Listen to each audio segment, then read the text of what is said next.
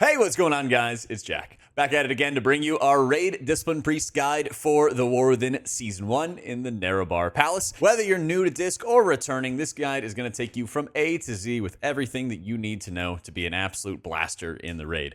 Discipline is focused on Atonement. This is a buff that you are placing onto your allies with 4 various abilities. You have Power Word Shield, Renew, Flash Heal as your single target Atonement appliers, and you have Power Word Radiance, which applies Atonement to 5 allies, but at a reduced duration. These are the abilities that you're using to mark your allies for future healing. So Atonement on its own and the abilities that apply it don't really do a lot of healing, but you primarily want to mark those allies in advance to say that they are going to get healing from your resulting damage events. When you are focused on dealing damage, you want to make sure that you are front-loading your biggest, heaviest hitting damage abilities to be able to produce a large burst of healing. Discipline frequently is ramping and building up large quantities of Atonement on their allies before incoming damage happens, extending their duration of the Atonements with a primary ability in Evangelism, and then once you've applied all of your Atonements, extended their duration, your focus is unleashing a flurry of big damage attacks to be able to produce a mass burst of healing, to reverse incoming damage, and to be able to produce a huge amount of healing akin to a raid cooldown. When raiding as a Discipline Priest, your focus is on blasting huge amounts of healing every minute and a half with some mini ramps in between, but you're not weaving between damage and healing and damage and healing. You're focusing on applying Atonements before damage. Once they've been applied, you're focusing on damaging enemies so that you can get the most healing whatsoever out of that Atonement. In order to maximize the amount of damage that you do, you want to take advantage of Shadow Covenant. This is merged with your pet, which could go under the name of Mindbender, Shadow Fiend, or Void Wraith. They're all the same pet, and they all activate Shadow Covenant. And when you activate your pet, it is not only activating Shadow Covenant to increase the damage of your shadow spells, but it is also triggering additional attacks with a passive called Inescapable Torment, where Mind Blast, Penance, and Shadow Word Death are causing your pet to deal additional damage and to extend the duration of your Shadow Covenant uptime.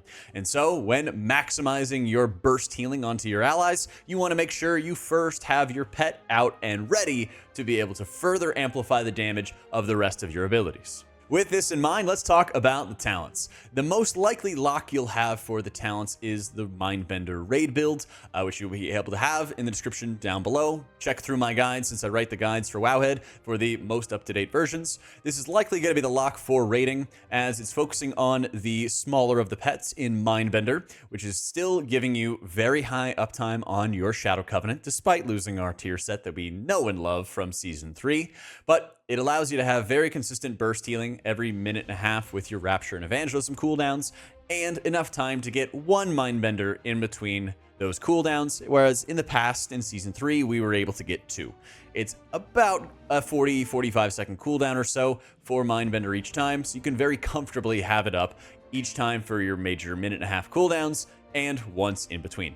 The Shadow Fiend build is probably going to be more niche. It did see some play in the Farak encounter since there were like large gaps in between damage and lots of RP. And since we don't know at the time of this video what Queen Anzarek looks like, it's definitely good to make sure that you guys are aware of this and some of the strengths. Shadow Fiend being the longer cooldown, it's a 2-minute with the Void Weaver hero talents. It's going to be a longer cooldown, and it won't be quite a 45-second cooldown. Some people are getting it to around 50 to a minute long cooldown or something along those lines, but it's ideal for areas where there's going to be moments that you need to kind of solo all of the incoming damage. In the previous raid tier, there were a couple boss fights like Tindril, where some guilds were running Shadow Fiend to have their disc kind of carry all in one area, and some were running Mindbender, preferring some more consistent healing. Uppy's Ultimate Penitence is a difficult ability to be able to make proper use of, since you fly up into the air and unleash a barrage of penances, and there's a lot of risks to doing that since you're kind of isolated in one position. So this is a more niche build, but it might see some play on certain encounters. When it comes to our hero talents, we'll talk about both of them, but there's one true king, and it is Void Weaver. Void Weaver is causing your Mind Blast to create a rift that will go to your target and be contributing to more of your atonement healing. While you have your Rift out, it is turning your Smite into a Void Blast. And as a Shadow ability, having more synergy with your Shadow Covenant means that your Smites, or Void Blasts, are now even more effective for producing big healing. You also are having your penance hits, increasing the size and the damage of the Rift. And when the Rift ends, it explodes, dealing some massive damage, which also converts into atonement healing. That said, Void Weaver is extremely passive and it's not making huge changes to how you're already healing, as we'll mention when we go into the gameplay section, but it's very passive, very straightforward, and it absolutely blasts. Key note is that some targets are going to take more damage from Shadow or Death if they have absorbs on them. Doesn't seem that relevant in the raid encounters we tested thus far, but it's a good thing to keep in mind. If you ever see an enemy with a shield, you definitely want to slam Shadow or Death into that target because you'll deal like almost double damage. The other hero talent for Discipline is Oracle, and it follows with 3 cycling buffs. It starts with Insight, which gives cooldown reduction to your next 3 ability casts. Once you utilize that, it goes in cycles to the next buff in Piety, which increases your healing done and redirects your overhealing. The third buff is Solace, and so once you have tossed out any single target heal, it applies a shield to them and a damage reduction effect to your ally, making for a very potent defensive. And so once you have utilized Insight, Piety, and Solace, you then are merging all of these effects together to get Clairvoyance as the 4th Omni buff, which does all 3 of those effects. Insight is primarily used for penance during Shadow Covenant uptime. Having extra penance casts can be alright, but since there's so many stacking modifiers for penance and like Power of the Dark Side and Harsh Discipline, having what you would call a naked penance going out 3 different times is alright, but not a huge benefit. Piety's Overheal redirect is very good to utilize, and since you're cycling on about 1-minute cooldowns, you could also talent it to be a 45-second cooldown if you wanted to. The more uses you would have out of this would be really strong if you're already overhealing a lot. When you're at max gear level and your entire raid might be overhealing a ton, or your ramps aren't going to be as effective because everyone gets pushed up in health pools so quickly, then Piety is actually going to be quite good to utilize. But on a number of encounters, and especially at the start of expansions when overheal is very, very low, this doesn't get quite as much strength as you'd love to have. Solace is just kind of a solid defensive to be able to have on hand. Overall, Oracle is interesting for disc, but doesn't give enough of an extra oomph compared to Void Weaver to see widespread play in progress rating. You might just see it in farm content, especially in encounters that have a lot of overhealing, but at the moment, I don't see people running it for early progression. When it comes to stats, you're going to focus on highest eye level, basically above all else, and then your priority is going to be haste with either crit or mastery, as they're both very good, and then versatility. Make sure you're focusing on getting more eye level, more haste, and you're going to be in good shape.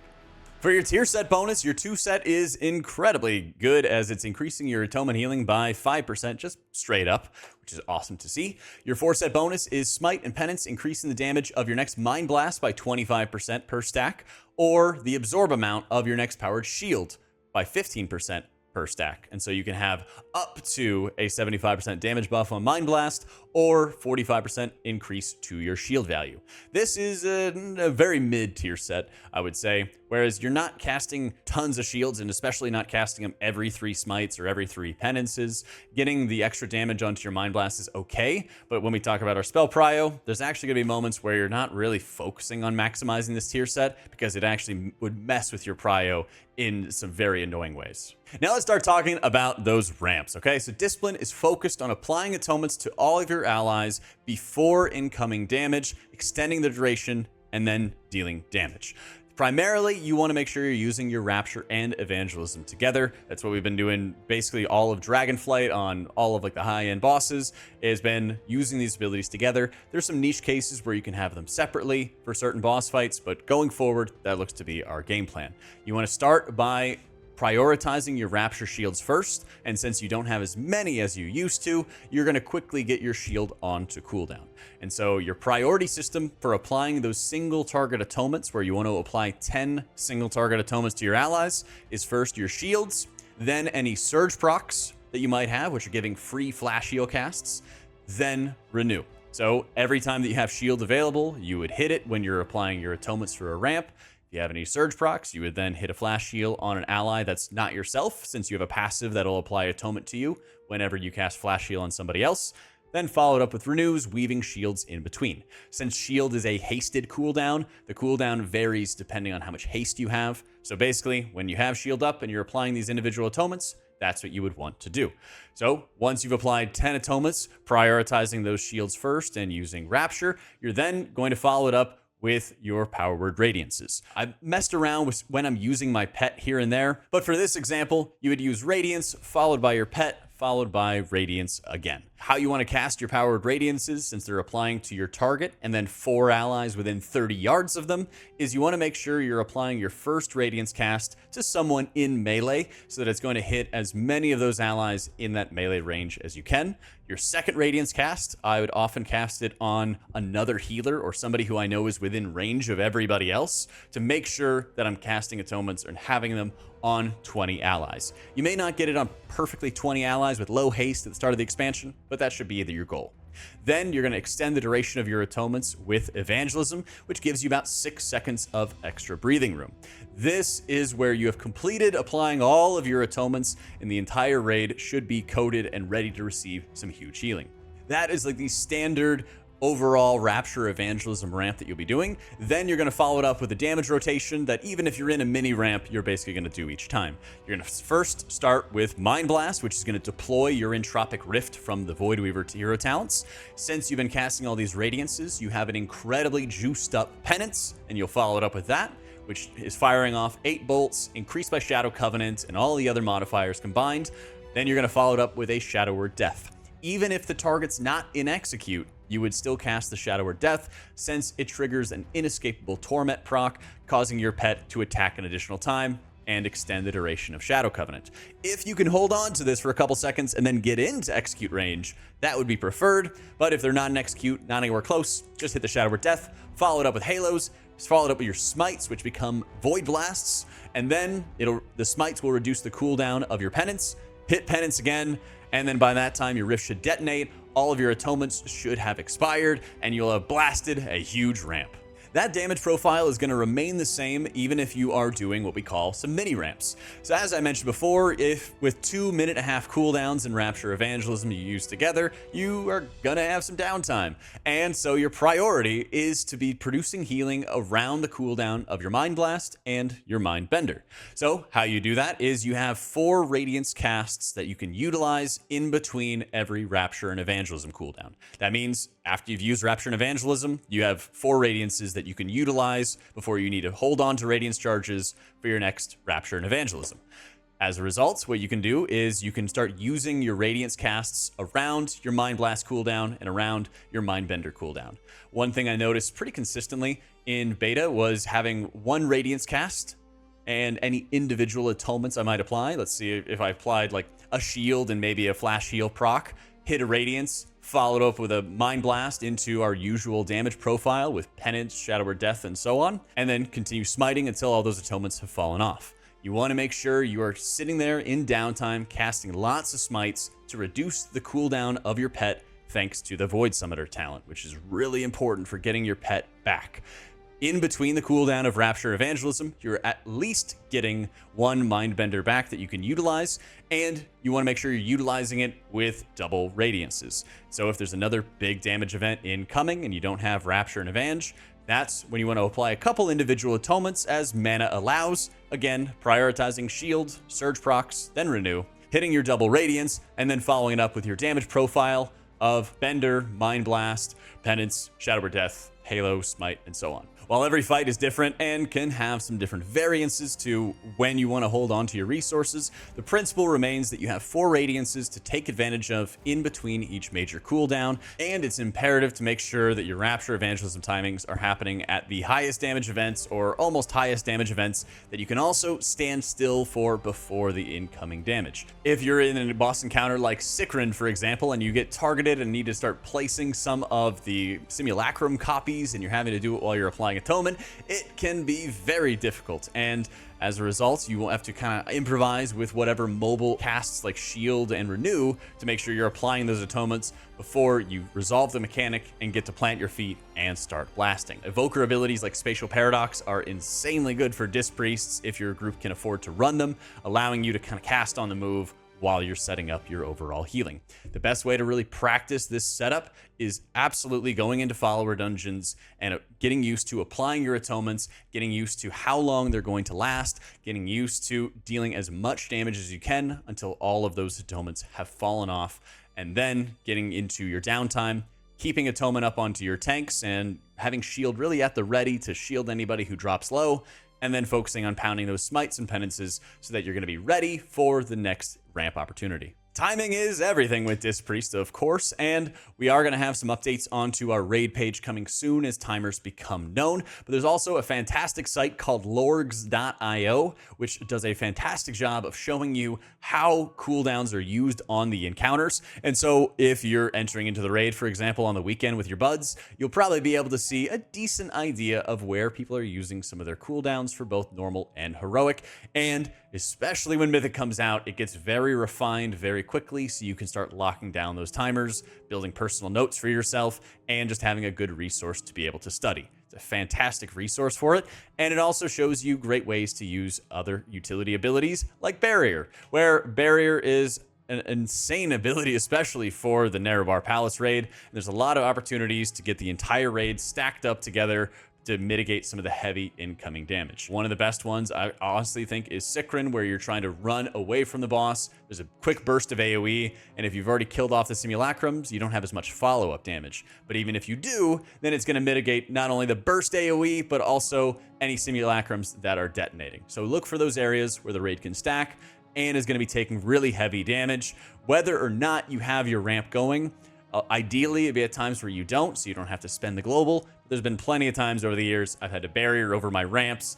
I've tolerated it, dealt with it, and it's still an insane cooldown to use. Keep in mind, you are going to have 2 charges of pain suppression to use in your progress rating, and if tanks are not calling for it, you should feel at ease using them on yourself or on other people. Some of the encounters, like the Nexus Princess, for example, has a mechanic which is called Reaper, where if a player drops below 10%, she will just insta-execute them and take them off the board. And so, yeah, you might think of these as just tank externals, but at all costs, you want to make sure you're keeping yourself and your allies alive, and 40% damage reduction for 8 seconds is insanely good. So if tanks are not calling for it, in a progress environment, I'd specifically ask them if there's a time where they need it, and then I'd be looking for areas to quickly send it on myself or on other people that are in danger. While Power Infusion is a really helpful cooldown for Disc when they're applying their atonements, most of the time in progress, I'm casting it on my allies based off of their optimal timing, not on my own. So if there's moments where we can both win, that's great, but the DPS always gets the priority,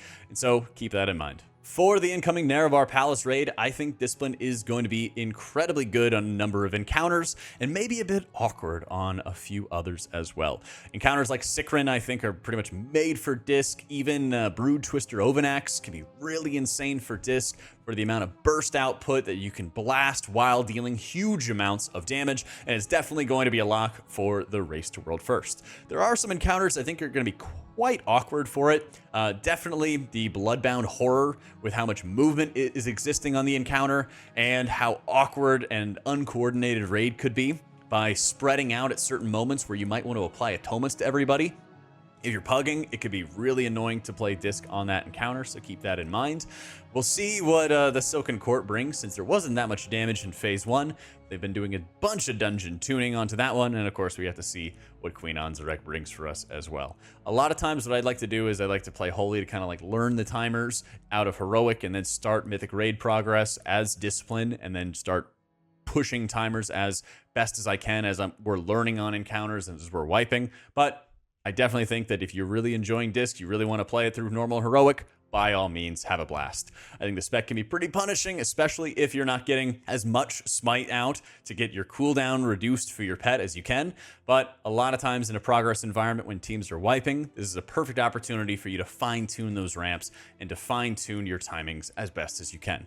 Keep in mind that even if you are missing out on a couple atonements, but you know that the damage is coming, it is much more important for you to complete the entire ramp and get 17 atonements or 16 atonements out or something like that at the perfect timing than to have 20 atonements and then be late and then somebody ends up dying as a result.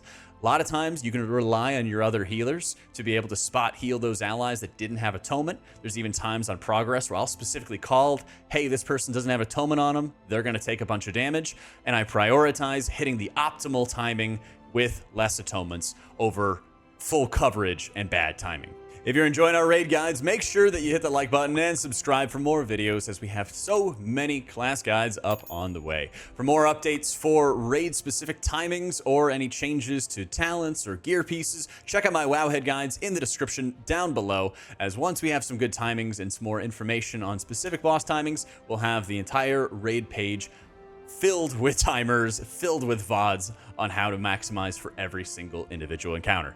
Thank you so much for watching, guys. Hope you all enjoyed it. Huge thank you to our patrons who make all of this content possible. If you'd like to join them, be sure to check it out in the description down below.